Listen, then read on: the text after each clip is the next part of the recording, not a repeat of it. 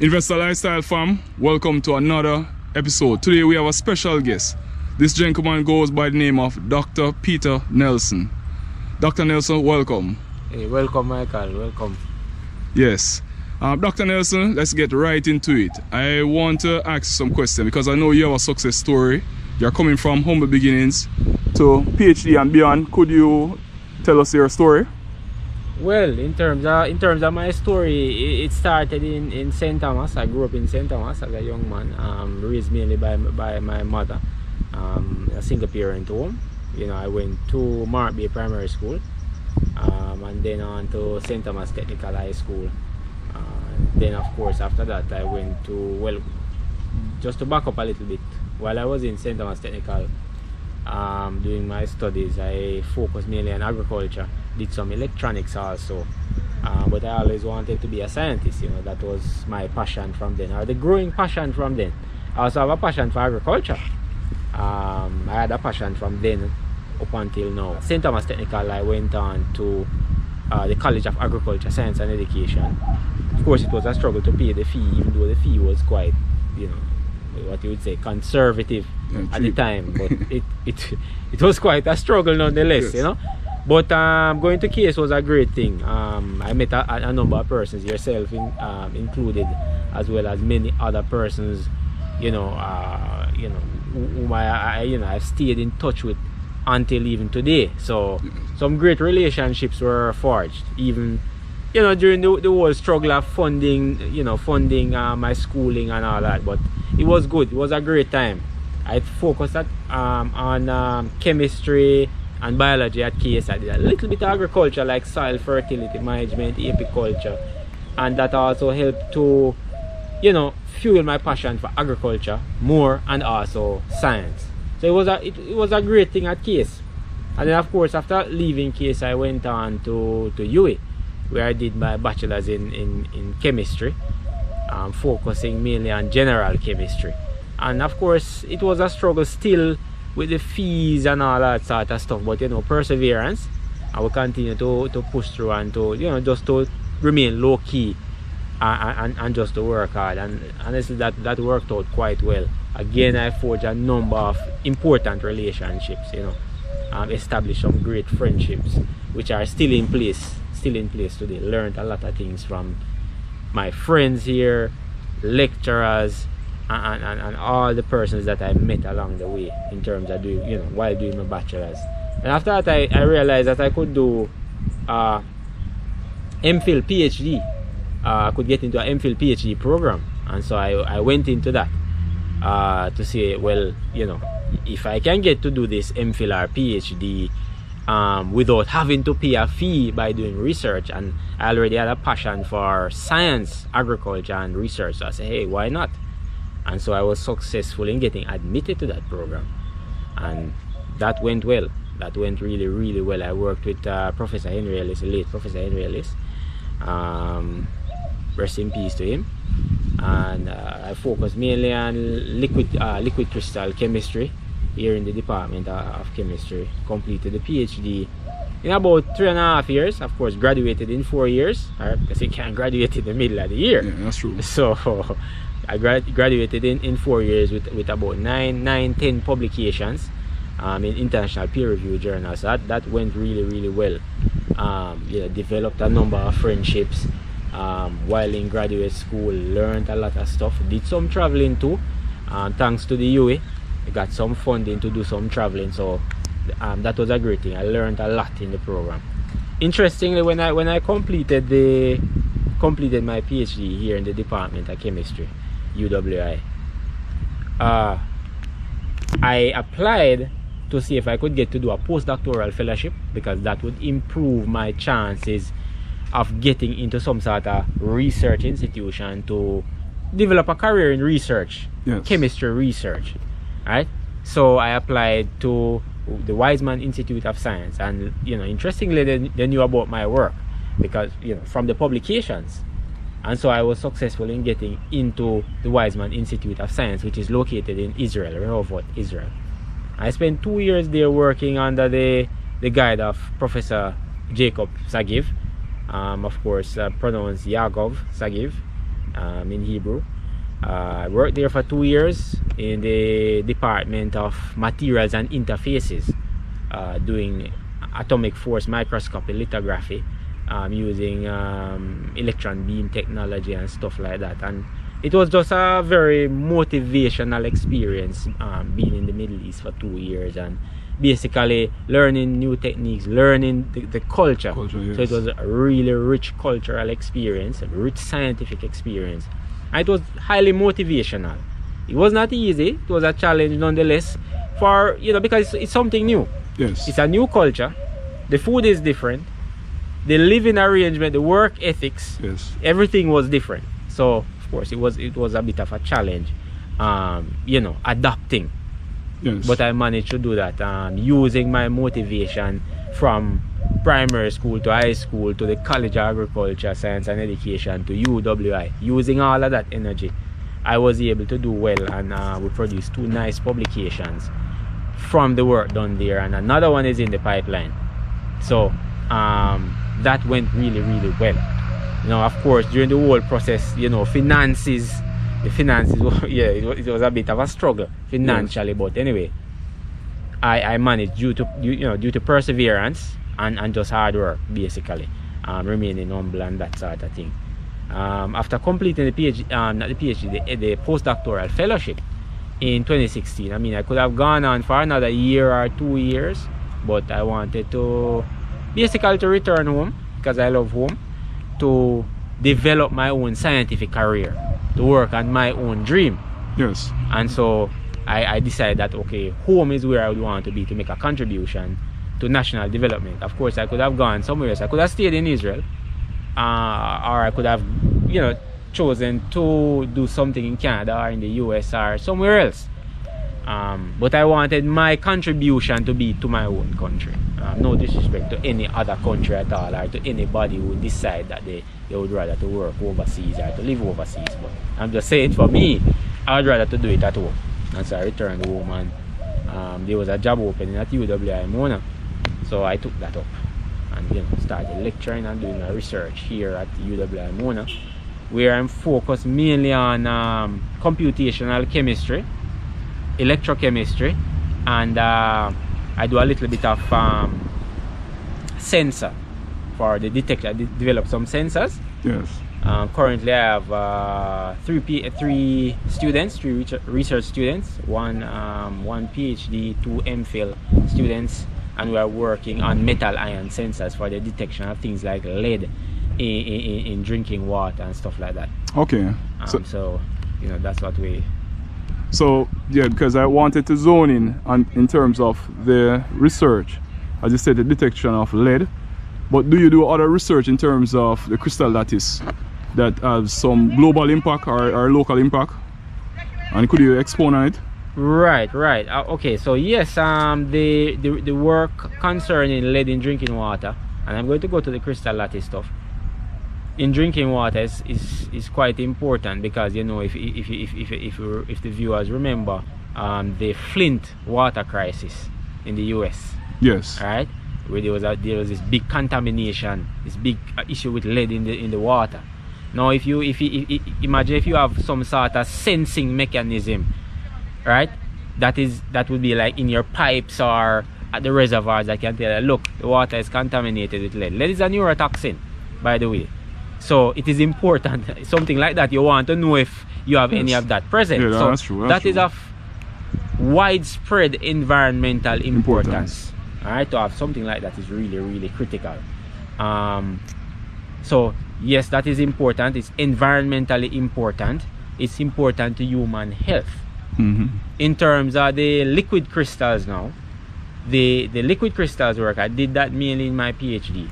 Now, I'm not doing much on that right now. However, it is still of major importance, because liquid crystals can be used for drug transport in humans. Let me give you an example. Let's say somebody is taking chemo, right? Doing chemotherapy for cancer treatment. Yeah. If you could encapsulate the drug in a material that takes the drug directly to the site of the cancer, then you would minimize tissue damage. Oh, that the chemo normally has. exactly. Remarkable. So it could help you with something like that. That is the importance of this type of work. Okay. Unfortunately, I'm no longer I'm not doing much of that work now, mainly because of funding challenges. Well, of course, that leads back to equipment challenges. Science is very expensive. Yeah, very, very expensive, and unfortunately in Jamaica we don't really fund science so much. As we should. Yeah, as we should. I mean, one initiative that I have to give the government credit for is this collaborative project, I would like to call it, that they have this collaborative relationship with South Africa, where scientists are given grants. They call it the Jamaica South Africa grant, or something like it's a bilateral agreement thing. Okay. Yeah. So, and they give a grant. It's a good size grant. It's reasonable, honestly, and that's the only one I know of. Yes. For scientists, really. There's also a little bit of, it's not purely for scientists, because even cultural research gets funded from it. But I still give credit to the government for that. Yes. That is very important. That is a big deal, and I think we need more of that. We need 10 times that. But this is a start, nonetheless. But we need 10 times that to grow our science, and not just science for pure science sake, but also science for application in food processing and agriculture. All right, agriculture being, I would probably put it at number one easily. Yeah, that's true. Right, because that is food, and nothing beats food. Yes. So most definitely. That's why I'm not really in that line of work so much again. But I hope as things improve, funding wise, I can go back to to do some more work on it. Yeah, it's a big deal. Yes. Dr. Nelson, we are going to current affairs, because you're a young person, you're one of the youngest PhD students from UA, and a lot of young persons are hopeless. Persons are wondering if should they stay in Jamaica, should they make the contribution, just like what you said.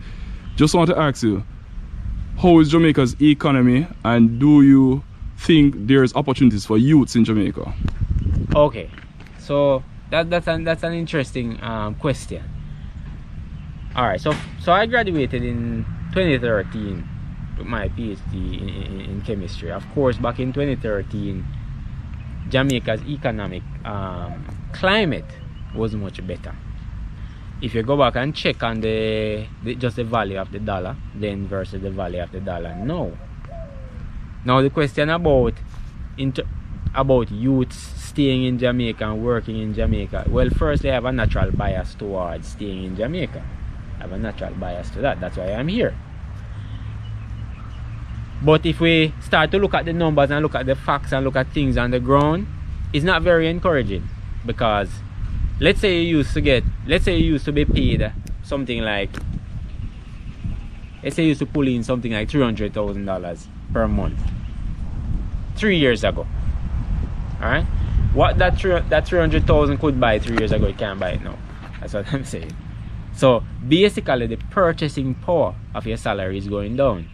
And if you try to match that salary to the amount that, or the purchasing power, the rate at which the purchasing power is going down to the rate at which your pay is increasing, you realize that you have a big gap. So overall, you are moving in a worse and worse situation, right? And that's because of the poor structure of our economy, right? Of course, at present, we have problems due to COVID, like all countries, right? Supply chains have been disrupted and all that sort of stuff, and so you have movement of prices upward. Oil prices have started to move upwards because of various factors, right? However, Jamaica's economy is poorly structured, right? For decades, we have survived mainly on remittances and tourism, sorry. And I'm not bashing any of those in terms of saying, boy, I'm not bashing tourism. I'm definitely not bashing remittance, right? People send back funds for their family members, wife, children, whatever. All right, that's good. And tourism, I'm not bashing tourism either. All right. However, tourism is not recession proof. There's something that is recession proof, you know, essentially. Agriculture is recession proof. Yes. So if you think about that, the fact that agriculture is basically recession proof because people will always have to eat. Yeah, Whether or not they have clothing, they have to eat. Food is first. That's true. And so I would rather to see our economy be structured in such a way that most of its weight rests mainly on a sturdy pillar, a recession proof pillar like agriculture, food processing and research. And I put agriculture first because people have to eat. Yeah, that's true. As the economy is now, like I said, it's poorly structured. Our two main foreign exchange earners are tourism and remittance. Alright? Indeed, we get a little bit from manufacturing, but our manufacturing sector is quite small. Alright? It don't even contribute 20% of GDP. Probably contribute about 8 or something like that. About 7 point something. So, right. So you see? It's quite small. If we could get our manufacturing sector to contribute a bit more by expanding it a little, then that would be nice. But then again, somebody gonna say to me now that look, there's a problem because we have an energy problem. Energy is like the blood of the manufacturing sector. You're not manufacturing anything without energy. You need energy, and our energy is too expensive. So we have a number of things that we need to fix. The economy needs restructuring. As it relates to Jamaicans returning, like I say, I have a natural bias to say yes, return. Naturally, I want to tell you that. Alright, I am here. But if you start to ask me some questions like return to do what? Opportunities. You understand? Then I might get stuck. In terms of the opportunities that are available, there are not many, and the ones that have been, that a person could point out are very hollow and difficult to reach. Alright? So you want to get into agriculture. Let's say you say, alright, I'll return and get into agriculture. I would encourage you into that because I am into farming too. I love farming, right? In fact, all of my family members, I'm about a 4th generation in terms of farming. 4th generation farmer. Alright? So I would encourage you into that. Problem is now, where you going to get the land? You're going to have a problem accessing land. Okay?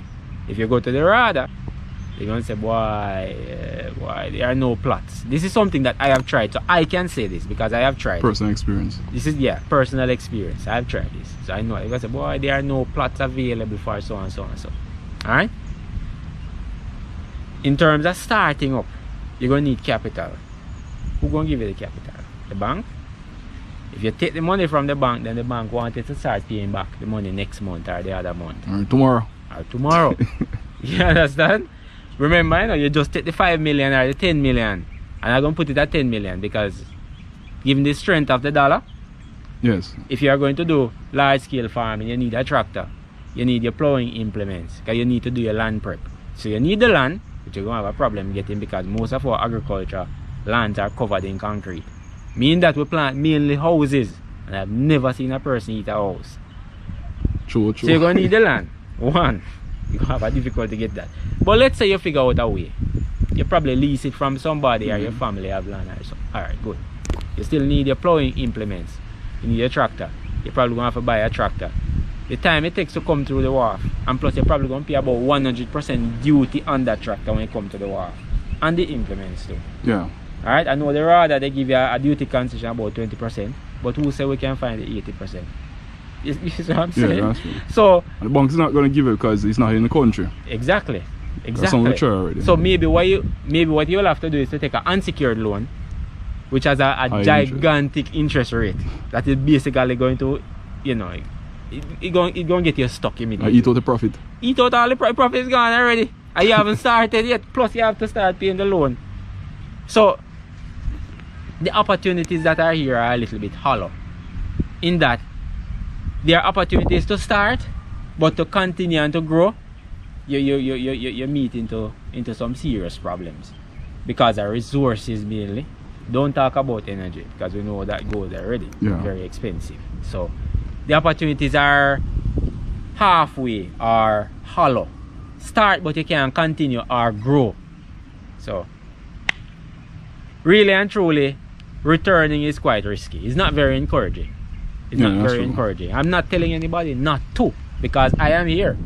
Yeah, All right, true. so I have a natural bias in telling you to come back, because I came back. But really and truly, what are you coming back to? That's Yes. the question.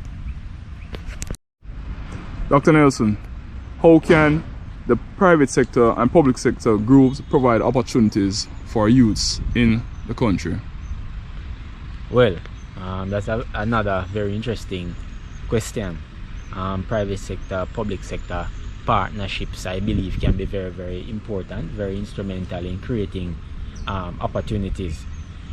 One of the simplest routes I can take in answering this question is to look at the tourism industry, which we treasure so much.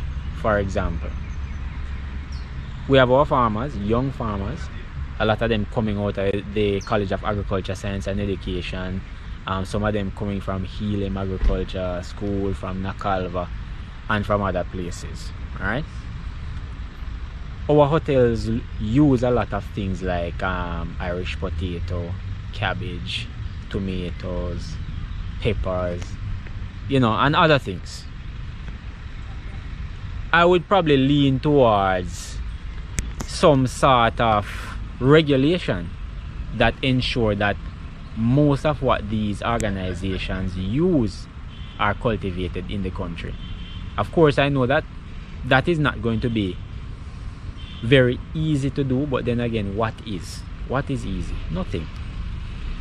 I just believe that government policies should be such that the use of local raw materials in the hotel industry, and by raw materials I'm talking about the products listed just now and others, are considered first.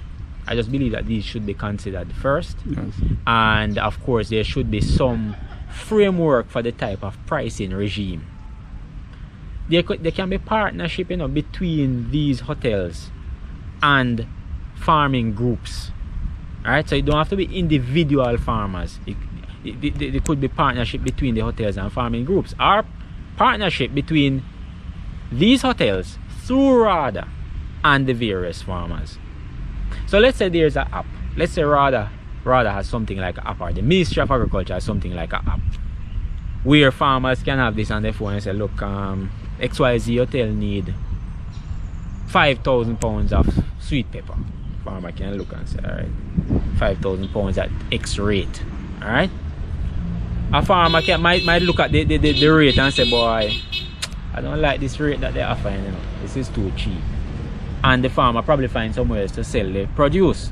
However, in times of glut, the farmer can say, boy, can't get it sold, I'm going to sell it to this hotel. The rate is not the best, but I'm going to sell it just to prevent spoilage. So they have options. Alright, so they can access easily, not just options, because a lot of times we say that there are options, but to access the options, it's very, very difficult and discouraging. You don't want to discourage your food providers. You don't want to discourage those people.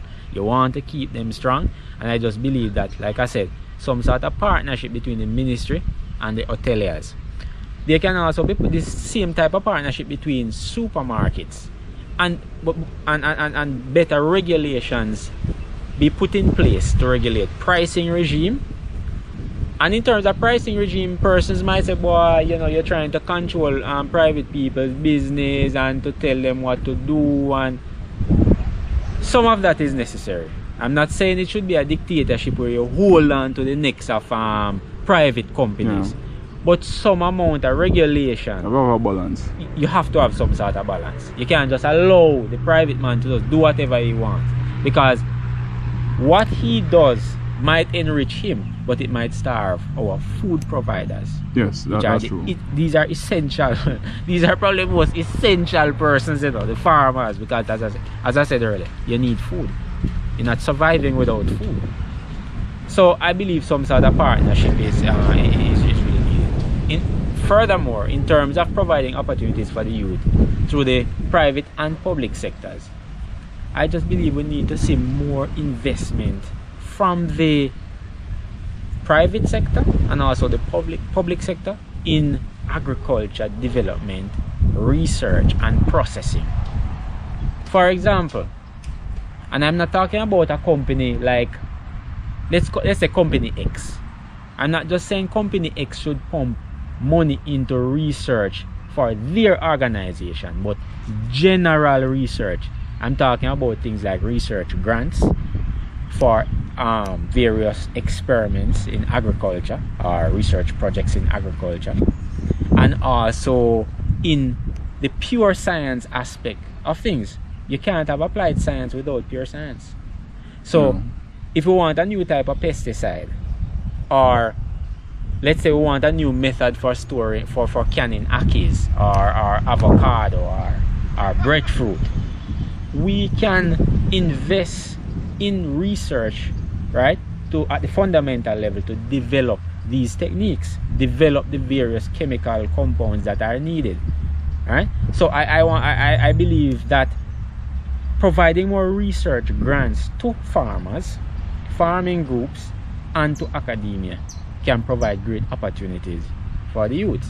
The ministry has to also be invested in this same type of thing. Some of the budget from the ministry, you should have piece of the budget just for research in agriculture.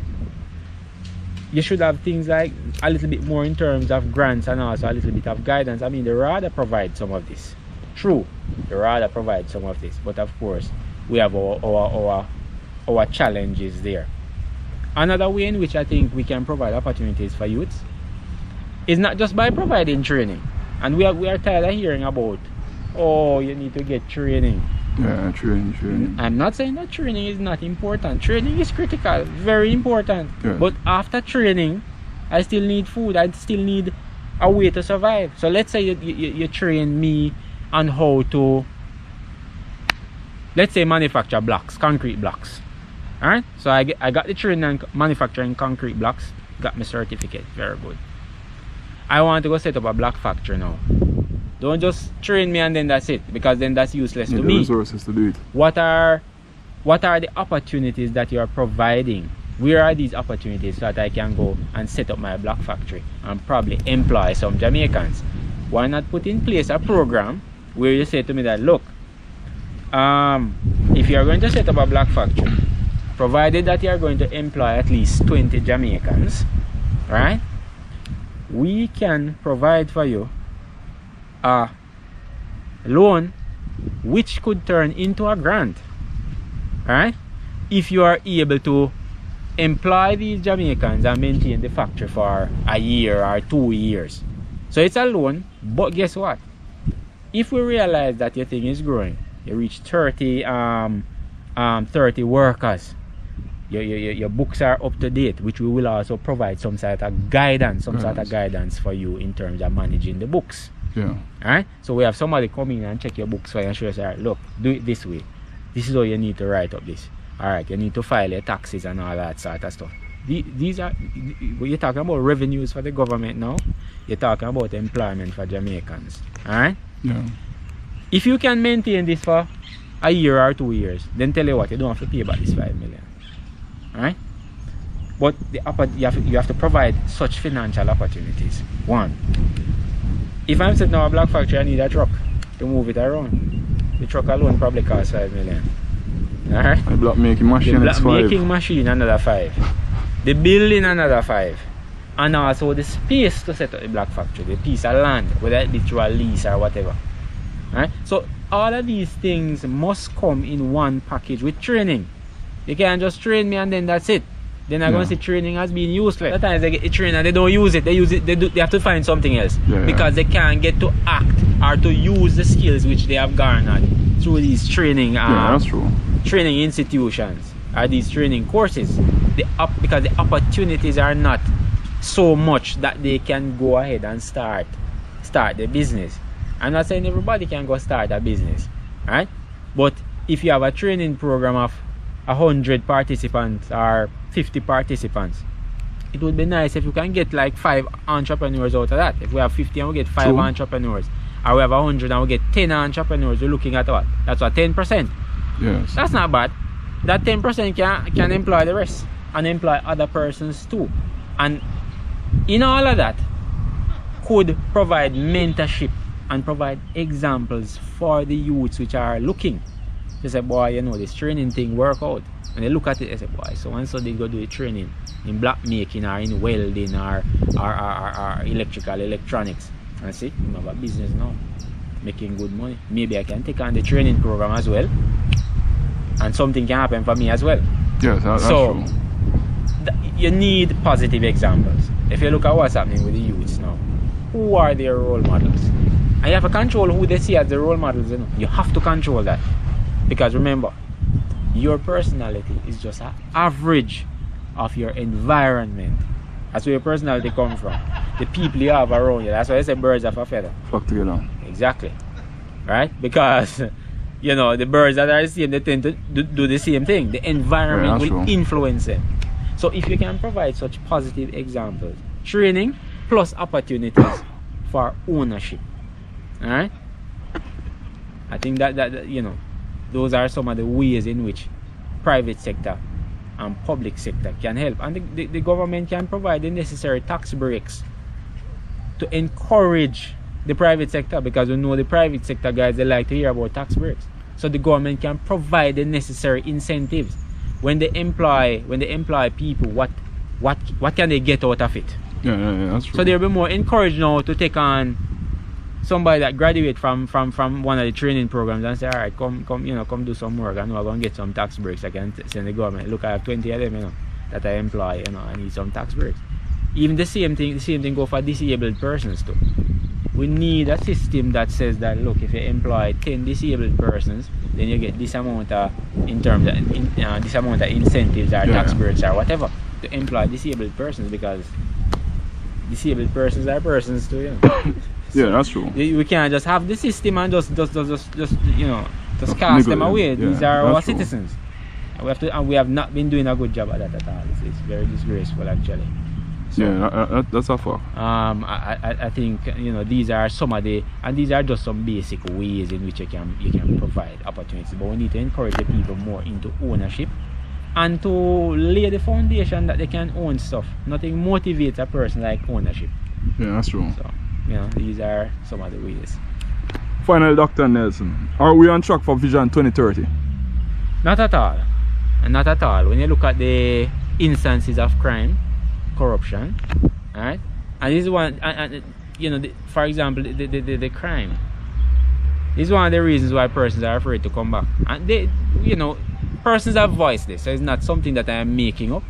Right? Persons have been voicing the whole idea of being afraid to come back to Jamaica, and you know, there are reasons. They have legitimate reasons to be afraid.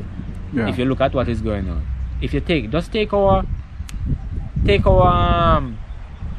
the number of deaths and look at the number of days in the year, and you can work out the average person dying in Jamaica per day. Right? What, 365 and a quarter days in a year? 365 and a quarter. So you divide the amount of persons that die on a yearly basis by that and get the average number of persons that are murdered or killed violently, and those are the reported ones per day. So imagine the unreported. Exactly. So that speaks volumes, right? So people are afraid to return, so we have to arrest the crime monster. So in terms of Vision 2030, I don't think so at all. I don't think so. Based on what is going on now with crime, it's out of control, and I don't see a remedy being put in place to treat the actual cause. What we are treating are just the symptoms. Yeah. So we say that, okay, we'll buy some more police vehicles, and we probably get some more weapons. We put body cameras. Yeah, man, these are good. These are good things. But these are just treatments for the symptoms. Yeah, that's you need to treat the root cause of the thing. What is causing it, right? Because if you have a headache, if you are constantly having headaches and you just keep taking Panadol, you don't solve the headache problem, you know. Yeah, maybe your body needs some more water. Maybe there's something else. There's an underlying problem. As they say, it could be dehydration. It could be a tumor. Yeah. It could be a lack of electrolytes or something like that. We don't know what is causing this problem. It could be high blood pressure. We don't know. So we have to look at the underlying effects, you know, the underlying cause. Where is this? What is causing all of this? And sort that out before we can even start to, you know, to say that we're working on it. Yes, the police vehicles are good. The police need more vehicles. They need manpower, and they need some more money too. They need salary. They have a serious salary problem. Yeah, that's true. So we have to also work on that and let them know that they are important.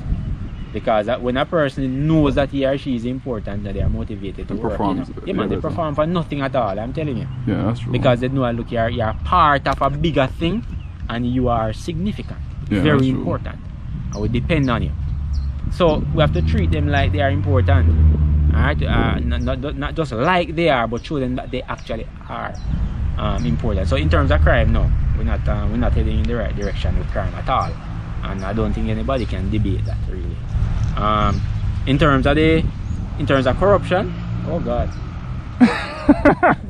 the corruption is terrible. Corruption is terrible. I think we're losing something like what, 20 billion US per 20 billion per year? Yeah, man. Due to corruption. Corruption, yeah. 20 now, billion can you US imagine? Over that. Can you imagine the amount of teachers we could pay with that? The amount of nurses, the amount of pay. police officers. If we could just cut that in half as a start. Yeah, if we could just save $1 billion out of that and take our time to improve it, the amount of teachers, nurses, and police officers, the amount of programs we could put in for the youths, the amount of anti-crime program we could put in for the youths, the amount of training programs and programs that allow them to become bosses. We could do a lot with that, but I don't think we are doing enough to arrest this corruption monster. And people are becoming almost numb to it, or they are just realizing, boy, this is how it is, you know. Or they just say, boy, that's how it's set, you know. Every week you hear that, 100 million is missing from there, or 100 million is unaccounted for, $1 billion is unaccounted for. So it's like nothing. Alright? We have politicians amassing huge amounts of assets. Where do you get the money from? Nobody's asking this. You have politicians under-reporting this stuff. And it is so blatant. It is so blatant when they under-report this stuff. For example, when you know a man have 500 trucks down the road. and the salary is a certain amount. And the salary is a certain amount. And you know the person have a bulldozer, and that bulldozer, and you look at the size of it, if you know about bulldozers, that bulldozer costs more than 150 million Jamaican dollars. Used. The new one, you better have at least 3 million US. You're looking at close to 500 million Jamaican dollars. And then the man will report, boy, you know, just 10 million now. Come on. It's just disrespectful. You know, you have people taking the agriculture plots and giving to their family and that thing, and we have youths graduating from the College of Agriculture, Science and Education who want to do farming, can't get a piece of land to use. They'll farm in a stone. You know, they put them to farm on rocks. You know? So the corruption, I don't see where we are putting in enough to fight corruption. Personally, for me, you know, for me, in terms of fighting the corruption, same as how we have the attorney. We still have what do you call this guy again? That Greg Christie was one that was Attorney General. No, man, it's not the Attorney General. Or Contractor General. Contractor General, I think, yes. I mean, you have an office like that, and Greg Christie was doing a very good job. You have an office like that, but you need prosecutorial powers. You need to be able to prosecute. Right? Yes, he was pointing them out, and that's good. That's excellent, and he was doing a good job. But we need an office like that to have the power to prosecute, investigate, and prosecute. Yeah? So when you find something like that, you can just go ahead and proceed to court, the courts to get this person prosecuted. Alright? Because time and time again, we see government ministers involved in all kind of corrupt acts, and they are not behind bars. And when we say government ministers, we're not just talking about the current administration, right? Yeah. It's not a political thing. Yes. It has been happening for many years, long before this administration. So, we see them doing all kinds of stuff. One guy running is running a ministry, and 100 million missing, 125 million Jamaican dollars missing, 2 billion missing, 5 billion missing. He's still free, working in another high-paying position. Everything is alright. It cannot be. It cannot be. this person should be, this person should be before the courts. No, let the courts decide. See what's going on. We need a thorough investigation, and the person is to do some time, they do some time or whatever. I'm not saying just grab a person and throw the person in jail, Yeah, man. because we have to follow Due diligence. right, because somebody can just try to frame somebody and throw the person in jail. Let it follow the proper procedures, and let the chips fall where they may. In terms of corruption, we are just not doing enough, so I don't really see Vision 2030 really going anywhere for us. So we have the corruption, we have the, what else we have there? Crime, what else? The crime. What else we need inside it? The economy. Yeah, man. The economy needs serious restructuring. We don't have an economy, really. It needs restructuring, significant restructuring. And I think with COVID and what is happening now, I think it gives the Prime Minister the opportunity now to realize this and to say, okay, look, we're not going back down this road. We are going to restructure. We need diversity, right? Our two main foreign exchange earners are remittance and tourism. Because of the COVID issue, both of those were down significantly. And because they are down significantly, and people have to understand it from a fundamental level, and that's why we have to teach the people. And that's why your program is a great program. The two main foreign exchange earners are down, meaning that the supply of US dollars in the economy is low. It's low, yeah. You have a small amount of US dollar, it gone down then, it decrease. You have, so it's the law of supply and demand. The demand is constant, but the supply has gone down. So what happened to the price? The price will go up. Go up, yeah. And so the US dollar has appreciated against the Jamaican dollar. So, in other words, the Jamaican dollar devalue. Why? We are depending on two main things for our foreign exchange earnings: remittance and tourism. And these are two things which are very vulnerable to recession and other global events. Yes. We need to restructure the economy and put it more on a footing of agriculture, processing, and science. I'm not saying to shun tourism. I'm not saying that at all. I'm saying just diversify. Yeah, man. We take some from tourism. We need more from agriculture and processing and stuff like that. Let's export more and import less. Alright? Yes. Such that we can have the industry, the agriculture industry in particular, bringing in more money, contributing more, something that is recession proof. That's what we need to really get this stuff up and get the youths involved. Because they say, what happened to Highlands? The devil will find work for it. So we have to get the youth involved, and they have to see that things like agriculture, things like being educated and being trained, it pays. Yeah, that's true. Because the youths they're not fools, you know. And if they see that you go to school for 10 years and you have a PhD, and they say, all right, where's your house? Where's your Benz? It's only scam them say you don't have nothing. So what's the purpose of this going to school thing? You don't have no Benz, you don't have no house, you don't have anything. So why should we go? When they look now at the scammers, they have 2, 3, 4 big houses, Benz, everything. Alright? Easily they have them, you know. So I guess some person will debate and say it's not so easy, but anyway. So they have them just like that and at a young age. So it looks more attractive. The wrong thing now starts to look like the right thing. Right thing, yeah. Alright? And you know that goes, they say, "Oh, yeah, idiot. You're a nerd." Right? So they see more the entertainers doing better and the scammers. And I'm not hitting out against the entertainers at all, because writing your songs is not an easy thing, and performing. Yeah, they actually work very Jamaica hard. about 1,000 entertainers. We have, we have too many. So it's not an easy industry. So I'm not hitting out against entertainers at all. Right? But that avenue seems a little bit more attractive to everybody else than going to school. And so the youths are saying, no, education is not the key. Yeah. Or if it is the key, what door to open?